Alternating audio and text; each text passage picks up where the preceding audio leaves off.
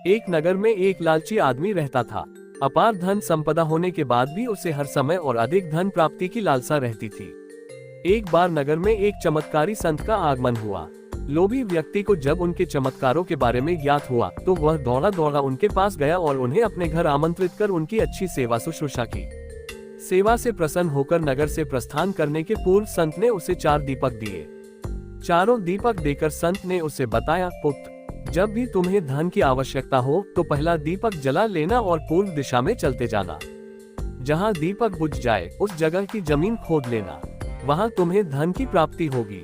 उसके उपरांत पुनः तुम्हें धन की आवश्यकता हुई तो दूसरा दीपक जला लेना, जिसे लेकर पश्चिम दिशा में तब तक चलते जाना जब तक वह बुझ ना जाए।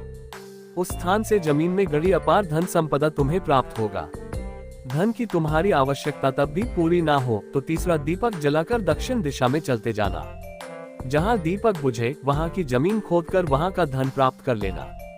अंत में तुम्हारे पास एक दीपक और एक दिशा शेष रहेगी, किंतु तुम्हें न उस दीपक को जलाना है न ही उस दिशा में जाना है। इतना कहकर संत लोभी व्यक्ति के घर और उस नगर से प्रस्थान कर गए।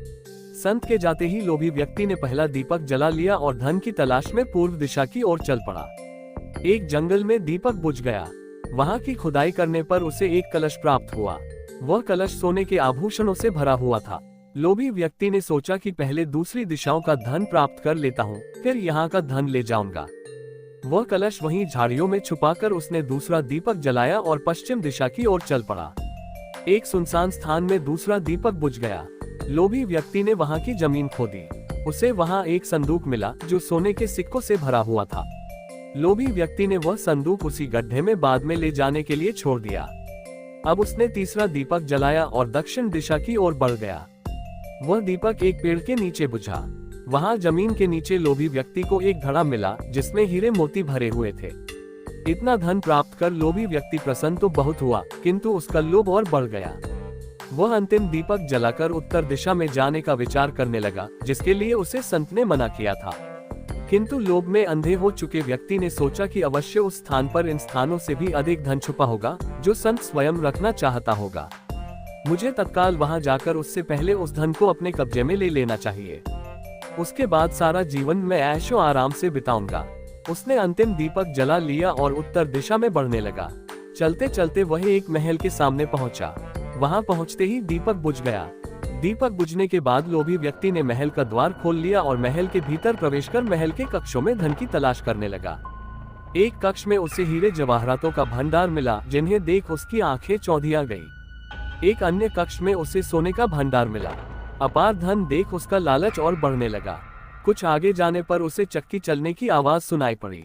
वह एक कक्ष से आ रही थी। आश्चर्यचकित होकर उसने उस कक्ष का द्वार खोल लिया। वहां उसे एक वृद्ध व्यक्ति चक्की पीसता हुआ दिखाई पड़ा। लोभी व्यक्ति ने उससे पूछा, यहाँ कैसे पहुँचे बाबा? क्या थोड़ी देर तुम चक्की चलाओगे?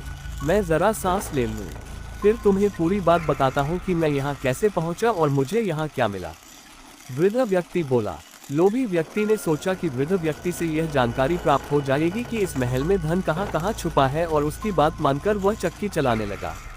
इधर वृद्ध व्यक्ति उठ खड़ा हुआ और जोर जोर से हंसने लगा। उसे हंसता देख लोभी व्यक्ति ने पूछा, ऐसे क्यों हंस रहे हो? ये कहकर वह चक्की बंद करने लगा।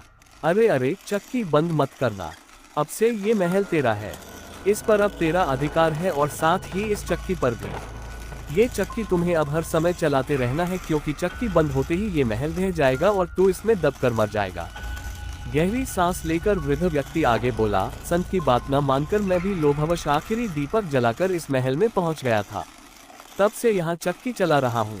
मेरी पूरी जवानी चक्की चलाते चलाते निकल गई। इतना कहकर वृद्ध व्यक्ति वहाँ से जाने लगा। जाते जाते ये बताते जाओ कि इस चक्की से छुटकारा कैसे मिलेगा। लोभी व्यक्ति पीछे से चिल्लाया, जब तक मेरे और तुम्हारे जैसा कोई व्यक्ति लोभ में अंधा होकर यहाँ नहीं आएगा, तुम्हें इस चक्की से छुटकारा नहीं मिलेगा। इतना कहकर वृद्ध व्यक्ति चला गया। लोभी व्यक्ति चक्की पीसता और खुद को कोसता रह गया। लालच बुरी बला है, इसलिए लालच कभी न करे।